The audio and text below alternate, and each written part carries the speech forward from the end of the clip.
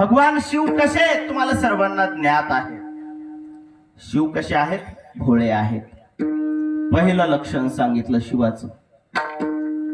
भगवान महादेव भोळे आहेत आणि लगेच पहिल्या चरणाच्या पूर्वार्धातच लगेच म्हणजे एकीकडे भोळं म्हणतात आणि दुसरीकडे लगेच चक्रवर्ती म्हणतात. चक्रवर्ती नाही, व्रती म्हटलं की मती बुद्धी असा अर्थ होतो.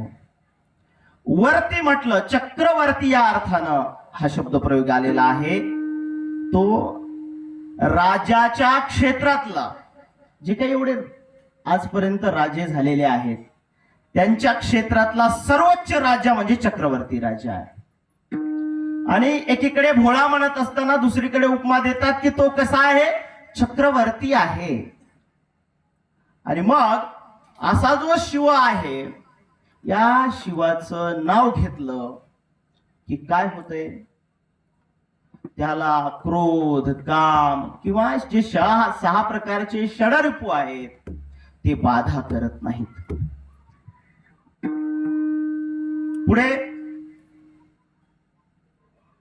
या शिवाचं नाम घेतल्याच्या नंतर थोडं विकू द्या थोडस. या शिवाचं नाव घेतल्यावर प्राप्ती काय होती महाराज?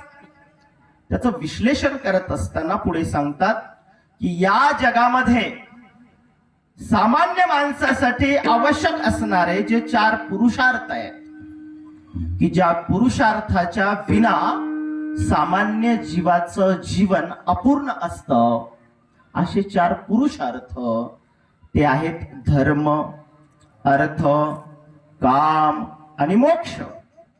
हे सहज शिवाचं मुख पाहिलं रे पाहिलं सहज प्राप्त होतात.